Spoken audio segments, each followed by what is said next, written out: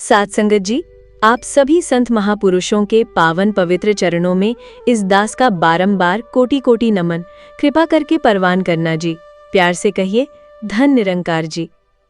आज हम सब पर हमारे रहबर हमारे सद्गुरु माता जी की कितनी बड़ी कृपा और रहमत हुई है, जो हमें घर बैठे इस निराकार प्रभु, इस दातार की चर्चा करने का, इसके गुणों को गाने का ये अनमोल अवसर प्राप्त हुआ है। आज के सत्संग का विषय हमारे दिल के बहुत करीब है। एक ऐसा विषय जो हर गुरसिक के जीवन का आधार है, गुरबाणी में निराकार का सच। आज हम किसी विद्वान या ज्ञानी के हैसियत है नहीं, बल्कि एक बच्चे की तरह एक जिज्ञासु बनकर पवित्र श्री गुरु ग्रंथ साहिब जी के अथाह ज्ञान सागर में डुबकी लगाने की कोशिश करेंगे। हम ये समझने का यत्न करेंगे कि जिस निराकार प्रभु का प्रत्यक्ष दीदार, जिसका ब्रह्म ज्ञान हमें हमारे सद्गुरु ने दिया है, उसकी महिमा, उसका स्वरूप गुरबाणी में किस तरह से अंकित है। ये विचार हमारे अपने नहीं, ये तो सद्गुरु की ही बख्शी हुई प्रेरणा है, जो आज शब्दों का रूप ले रही है। सबसे पहले गुरबाणी की नींव, एक ओंकार का विस्तृत रहस्य जानते हैं। साथ संगत जी, श्री गुरु ग्रंथ साहिब जी का आरंभ ही एक ऐसी घोषणा से होता है जो सारे भेदों, सारे भ्रमों को मिटा देती है। मूल मंत्र में गुरु नानक देव जी महाराज उस एक परम सत्ता की संपूर्ण परिभाषा देते हैं। वो फरमाते हैं, एक ओंकार सतनाम कर्ता पुरुष निर्भव निर्वैर अकाल मूरत अजूनी सैभंग गुरु प्रसाद। आइए इस पर थोड़ा और गहराई से विचार करें, उस दृष्टि से जो हमें सद्गुरु ने दी है। एक ओंकार, वो एक है। ये वो एक नहीं जिसे गिना जा सके, ये वो एक है जिसके होने से ही बाकी सब कुछ है। ये अद्वैत है, नॉन डुअल है। यही तो मिशन का आधार है, एक तू ही निरंकार। जब ये एक जीवन में आ जाता है तो द्वैत यानी मैं और तू का भाव अपने आप समाप्त हो जाता है। सतनाम, उसका नाम ही सत्य है।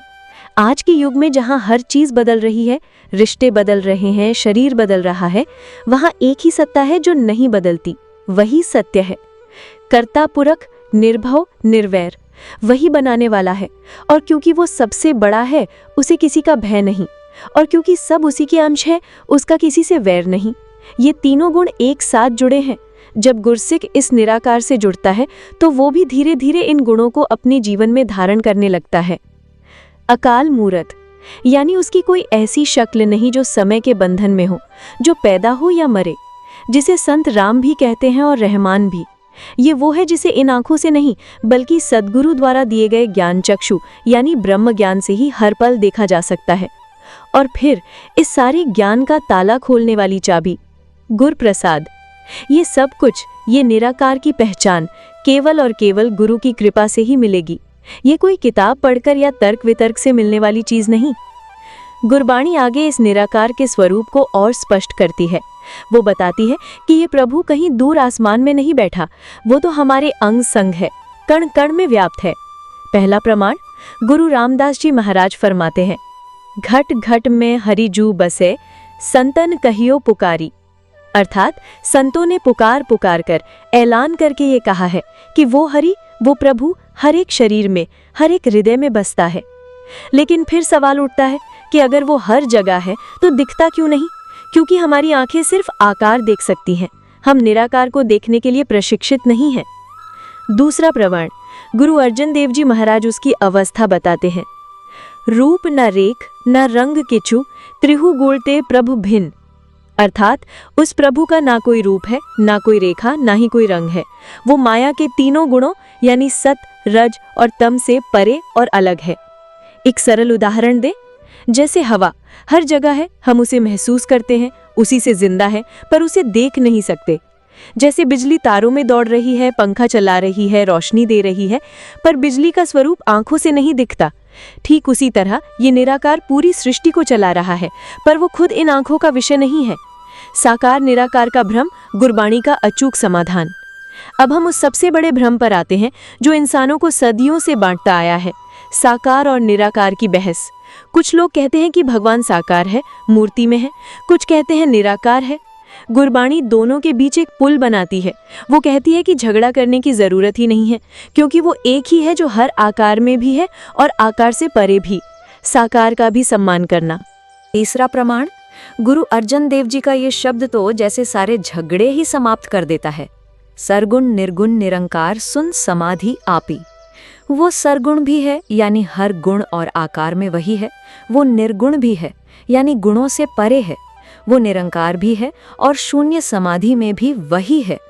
चौथा प्रमाण, भगत कबीर जी की बाणी जो श्री गुरु ग्रंथ साहिब जी में दर्ज है, वो इस बात को और भी सरल कर देती है। वो कहते हैं, एके पाथर कीजे भाव, दूजे पाथर धरिए पाओ। जे ओह देव तो ओह भी देवा, कह कबीर हम नहीं कछु भेवा। अर्थात एक ही पत्थर से मूर्ति बनाकर उसकी पूजा करते हो और दूसरे पत्थर को पैरों तले रौंदते हो। अगर पहले पत्थर में भगवान है तो दूसरे में क्यों नहीं? कबीर जी कहते हैं, मैं इसमें कोई भेद नहीं करता, मेरे लिए तो हर कण में वही निरंकार परमात्मा बसे हैं। ये बाणी मूर्ति पूजा का विरोध नहीं कर रही, यह हमारी सीमित दृष्टि का विरोध कर रही है। ये कह रही है कि उस प्रभु को सिर्फ एक पत्थर तक सीमित मत करो, उसे हर जगह देखो। यही तो ब्रह्म ज्ञान है। निराकार की पहचान का एकमात्र मार्ग पूरा सद्गुरु। साध संगत जी, अब तक हमने ये जान लिया कि गुरबाणी एक निराकार प्रभु की बात करती है जो हर जगह है। लेकिन सबसे बड़ा सवाल, उसे जाने कैसे, उसे पाएं कैसे? इस सवाल का जवाब गुरबाणी में इतनी बार इतने जोर से दिया गया है कि कोई भी इसे अनदेखा नहीं कर सकता, और वो जवाब है पूरा सद्गुरु। पांचवा प्रमाण, गुरु अमरदास जी फरमाते हैं, बिनु सतगुर किने न पायो, बिनु सतगुर किने न पाया। एक बार नहीं, दो बार जोर देकर कह रहे हैं कि बिना पूरे सद्गुरु के किसी ने उसे नहीं पाया, आज तक नहीं पाया। छठा प्रमाण, सद्गुरु की जरूरत क्यों है? क्योंकि हमारी आंखों पर अज्ञान का पर्दा पड़ा है। गुरु अर्जन देव जी कहते हैं, ज्ञान अंजन गुर दिया अज्ञान अंध्यार विनाश। अर्थात गुरु ने ज्ञान का सुरमा आंखों में लगाया, जिससे अज्ञान का घना अंधेरा नष्ट हो गया। ये ज्ञान अंजन क्या है? यही तो ब्रह्म ज्ञान है जो सद्गुरु हमें प्रदान करते हैं। वो हमारी दृष्टि बदलते हैं, सृष्टि नहीं। सृष्टि तो वही रहती है, पर उसे देखने का नजरिया बदल जाता है। सातवां प्रमाण, गुरु नानक देव जी फरमाते हैं, गुर बिनु घोर अंधार, गुर बिनु समझ न आवे। अर्थात गुरु के बिना घोर अंधेरा है, गुरु के बिना कुछ समझ नहीं आता। इन प्रमाणों से ये शीशे की तरह साफ हो जाता है कि गुरबाणी के अनुसार निराकार को जानने का, उसे पाने का एकमात्र और अनिवार्य मार्ग केवल समय का पूरा सद्गुरु ही है। अब महापुरुषों, थोड़ा ध्यान देना। ज्ञान पा लेना मंजिल का पहला कदम है, पर मंजिल नहीं। मंजिल है उस ज्ञान को जीना। सद्गुरु ने हमें ब्रह्म ज्ञान दिया, अब हमें उसे अपने जीवन में उतारना है। इसके लिए गुरबाणी और सद्गुरु हमें 3 साधन देते हैं: सिमरन, सेवा और साध संगत। सिमरन, हर पल इस निराकार का एहसास, इसका शुक्राना। तू ही निरंकार, मैं तेरी शरण हाँ, मैनू बख्श लो। ये रटना नहीं, ये एक समर्पण का भाव है। श्री गुरु अर्जन देव जी सुखमनी साहिब अंग 295 लिखते हैं, सास सास सिमरों गोविंद, मन अंतर की उतरे चिंद।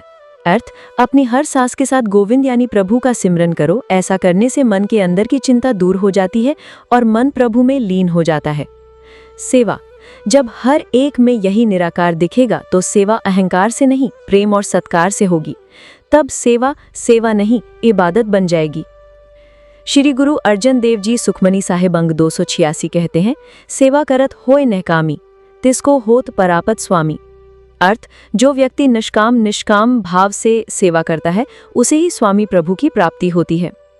साध संगत, ये वो जगह है जहां हमारी बैटरी रिचार्ज होती है। दुनिया की माया जब हमें इस सत्य से दूर ले जाने की कोशिश करती है, तो साध संगत हमें वापस इस केंद्र पर, इस निराकार पर टिका देती है। श्री गुरु अर्जन देव जी सुखमनी साहिब अंग 271 में कहते हैं, बड़ भागी साध संगत पावे, भाग्यहीन भ्रम चोटा खावे। अर्थ, बड़े भाग्य से ही साधु संतों की संगति यानी सत्संग प्राप्त होती है। जो भाग्यहीन है वे भ्रम में भटकते हुए दुख पाते हैं। संतों, अब मैं आपसे एक अंतिम अरदास करना चाहता हूँ। तो साध संगत जी, आज हमने गुरबाणी के अथाह सागर से कुछ बूंदे चखने की कोशिश की और हमने देखा कि गुरबाणी का कण कण, हर शब्द उसी एक निराकार प्रभु की महिमा, उसी के स्वरूप और उसे पाने के लिए सद्गुरु की अनिवार्यता की गवाही दे रहा है। हम कितने भाग्यशाली हैं, कितने सौभाग्यशाली हैं कि हमें ये तीनों चीजें मिली हैं। हमें गुरबाणी का ज्ञान मिला, हमें समय के पूरे सतगुरु हमारी सदगुरु माता सुदीक्षा जी महाराज का पावन संग मिला और उन्होंने कृपा करके हमें इस निराकार का प्रत्यक्ष बोध भी करा दिया।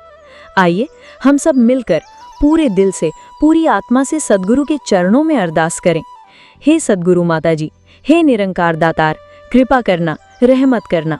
ये ज्ञान केवल बातों तक सीमित न रह जाए, ये हमारे कर्मों में, हमारे व्यवहार में, हमारे हर श्वास में उतर जाए। हम आखिरी सांस तक आपके दिखाए इस सच्चाई के मार्ग पर चलते रहें और हर इंसान में आपका ही रूप देखकर उसकी सेवा करते रहें। दास से इन विचारों को रखते हुए कोई भी किसी भी प्रकार की भूल हुई हो तो आप सब संत महापुरुष हैं, अपना नादान बच्चा समझकर क्षमा कर देना जी। प्यार से कहिए, धन निरंकार जी।